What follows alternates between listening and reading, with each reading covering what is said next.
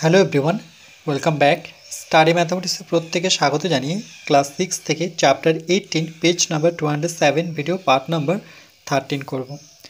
আজ আমরা বিভিন্ন সংখ্যক বোতামকে বর্গক্ষেত্রাকারে সাজানোর চেষ্টা করব এবং কিছু সংখ্যক বোতাম কেন বর্গক্ষেত্রাকারে সাজাতে পারছি না তার কারণ খুঁজব ও আর কি করলে বর্গক্ষেত্রাকারে সাজাতে পারবো সেটাও খুঁজব।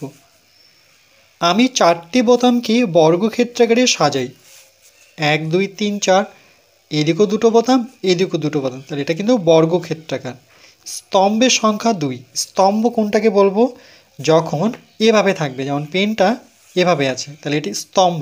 যখন পেনটি আমি ঘুরিয়ে এভাবে রাখবো সেটিকে কিন্তু সারি বলবো। তাহলে এটিকে সারি আর এটিকে স্তম্ভ।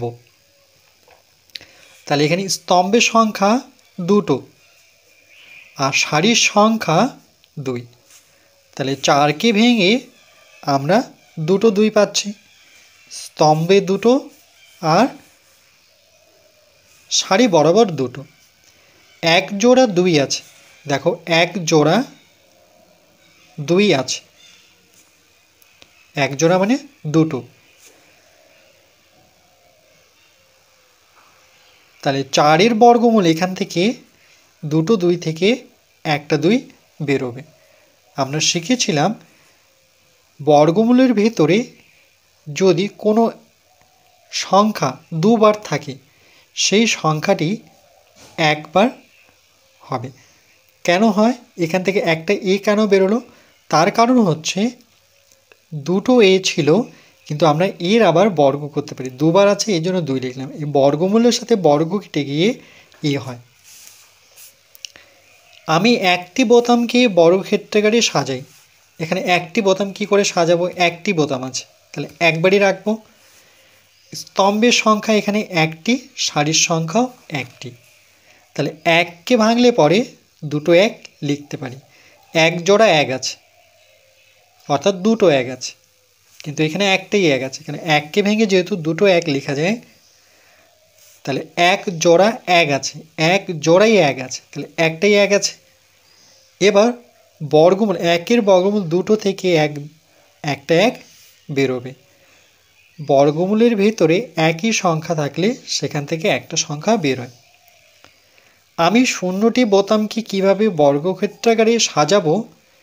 এক্ষেত্রে দেখছি স্তম্ভে কোনো বোতাম নেই, আবার সারিতেও কোনো বোতাম নেই, তাই স্তম্ভের সংখ্যা আর সারির সংখ্যা দুটোতেই 0। এখানে দেখো পাশে লিখে দেয়নি, কেন কি এখানে 0টি বোতাম, তার মানে কোনো বোতামই নেই। তাহলে স্তম্ভের সংখ্যা 0, সারির সংখ্যাও 0, তাহলে 0-এর বর্গমূল 0। আমি 8টি বোতামকে বর্গক্ষেত্রাকারে সাজানোর চেষ্টা করি। তাহলে 8টি বোতাম 1 2 3 4 5 6 7 8, তাহলে সারি বরাবর কিন্তু 2 লাইন পেয়েছি। তাহলে এখানে স্তম্ভের সংখ্যা 1 2 3 4 আর সারির সংখ্যা 1 2। তাহলে সারির সংখ্যা হচ্ছে 2, এই বরাবর সারি, এই বরাবর স্তম্ভ। দেখছি 8-এর মৌলিক উৎপাদক বিশ্লেষণে মৌলিক উৎপাদক 2 জোড়া সংখ্যায় নেই।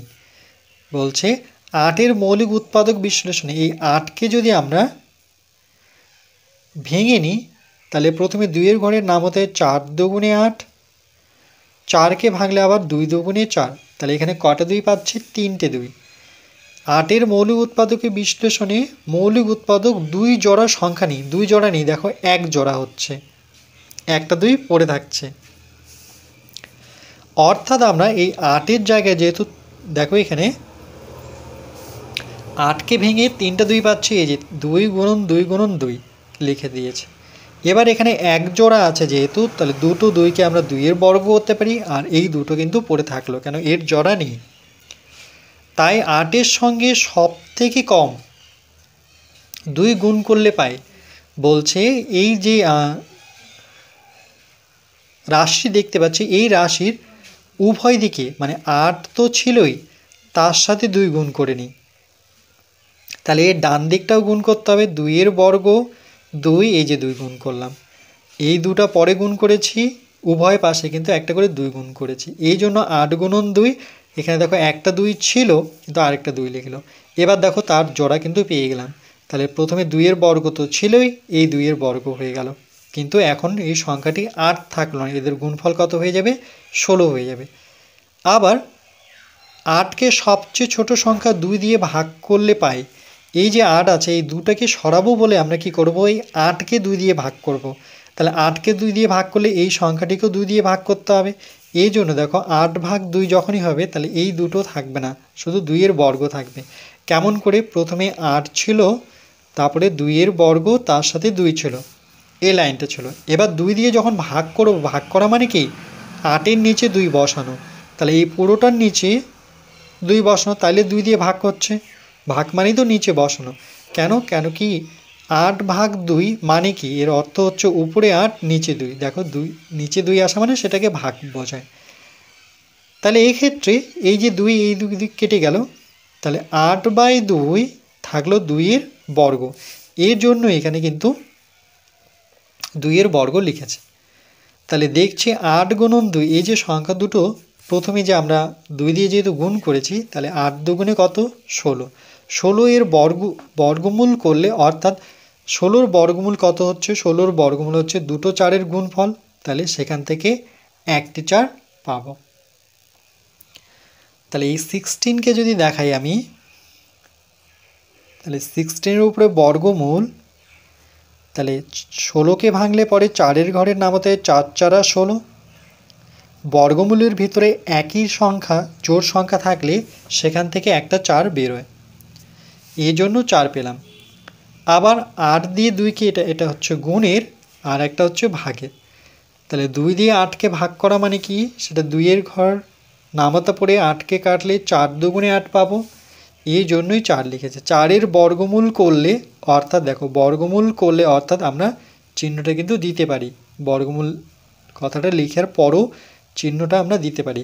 তাহলে কার বর্গমূল? 4-এর বর্গমূল। তাহলে 4-এর বর্গমূল মানে কি, দুটো 2, সেখান থেকে একটা 2 বেরোবে। 4-এর বর্গমূল মানে হচ্ছে দুটো 2-এর গুণফল, আর সেখান থেকে একটা 2 বেরোচ্ছে। কেন বেরোচ্ছে দেখো, এটা আরেকভাবে বলতে পারি, এই 2 যেহেতু 2 বার আছে, তাহলে 2-এর উপরে বর্গ যখন করব, বর্গর সাথে বর্গমূল কেটে গিয়ে এখান থেকে আমরা 2 পাবো, এই জন্য 2 পেলাম। যে সব অখণ্ড সংখ্যার বর্গমূল অখণ্ড সংখ্যায় পাই, অর্থাৎ 4, 9, 16 ইত্যাদি সংখ্যাকে কি বলবো? তাহলে এখানে কি পেলাম?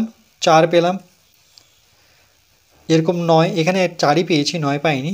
তো বলছে যেসব, আবার বাকিগুলো যদি এরকম হতো যে যেসব অখণ্ড সংখ্যার বর্গমূল অখণ্ড সংখ্যায় পাই, অর্থাৎ যেমন 4-এর বর্গমূল 2, 9-এর বর্গমূল হচ্ছে 3, 16-এর বর্গমূল 4, এরকম 16-এর পরে হচ্ছে 25, 25-এর বর্গমূল 5, তারপরে 25-এর পরে হচ্ছে এরকম 36, 36-এর বর্গমূল 6, 7-এর বর্গমূল অর্থাৎ 49-এর বর্গমূল 7 ইত্যাদি সংখ্যাগুলোকে কি বলবো তাহলে আমরা? তাহলে যেসব অখণ্ড সংখ্যার বর্গমূল করলে অখণ্ড সংখ্যা পাই, সেই সব সংখ্যাকে পূর্ণবর্গ সংখ্যা বলে। ভীষণ ইম্পর্টেন্ট লাইন। যেসব অখণ্ড সংখ্যার বর্গমূল, অখণ্ড বলতে এগুলো প্রত্যেকটাই অখণ্ড সংখ্যা, 2, 4, 6, 0, 0 থেকে শুরু হয় অখণ্ড সংখ্যা। আমরা শিখেছিলাম যে এরকম একটি এখানে 0 থাকবে, 0-র পরে যে সংখ্যাগুলো 1, 2, 3, 4, 5, 6, 7 এগুলোকে আমরা অখণ্ড সংখ্যা বলবো। তাহলে যেসব অখণ্ড সংখ্যার বর্গমূল করলে অখণ্ড সংখ্যায় পাই, সেই সব সংখ্যাকে পূর্ণবর্গ সংখ্যা বলে। যেমন উদাহরণস্বরূপ 4, 9, 16 ইত্যাদি। 4-এর বর্গমূল যেমন 4 একটি পূর্ণবর্গ। কেন পূর্ণবর্গ? দেখো 4কে কিন্তু আমরা দুটো 2-এর গুণ আকারে লিখতে পারি। এবার দুটো 2-এর গুণ আকারে মানে একটা 2-এর বর্গ, এই যখনই বর্গ করতে পারবো সেটাকেই বলবো পূর্ণবর্গ। এই যে বর্গ মানেই 2, মনে রাখবে এই বর্গ কথাটির অর্থই হচ্ছে 2। আর পূর্ণবর্গ মানে পুরোপুরি, এখানে কোনো সংখ্যা বেঁচে নেই। যেমন 9, 9 কার পূর্ণবর্গ? দুটো 3-এর গুণফল, তাহলে একটা 3-এর বর্গ। এরকম ঠিক একইভাবে 16 হচ্ছে 4 গুণন 4, তার মানে 4-এর পূর্ণবর্গ। এরকম তারপরে ছিল ইত্যাদি লিখেছে। 25 হচ্ছে 5-এর পূর্ণবর্গ, 49 হচ্ছে 7-এর পূর্ণবর্গ। 8 পূর্ণবর্গ সংখ্যা নয়, বলছে 8 পূর্ণবর্গ সংখ্যা নয়। কেন কি, 8কে যখন ভাঙলাম তখন আমরা 3টা 2 পেলাম, তাহলে একটা 2-এর তো বর্গ হচ্ছে কিন্তু আরেকটা 2 কিন্তু পড়ে থাকছে। কিন্তু ক্ষুদ্রতম স্বাভাবিক সংখ্যা 2 দিয়ে 8কে গুণ করলে বা ভাগ করলে পূর্ণবর্গ সংখ্যা পাই। দেখো 8 হচ্ছে না, কিন্তু নিয়মটা কি, যেহেতু 8 হচ্ছে না তাহলে এক হয় আমরা 2 দিয়ে গুণ করতে পারি, নতুবা 2 দিয়ে ভাগ করতে পারি। ভাগ করার পরে কিন্তু সংখ্যাটি কিন্তু পূর্ণবর্গ হয়ে গেল। যেমন 2 দিয়ে গুণ করার পরে সংখ্যাটা 8 থাকলো না, 16 হয়ে গেল, 16 4-এর পূর্ণবর্গ। আর 2 দিয়ে 8কে ভাগ করার পরে সংখ্যাটি কমে 4 হলো, 4 কিন্তু 2-এর পূর্ণবর্গ।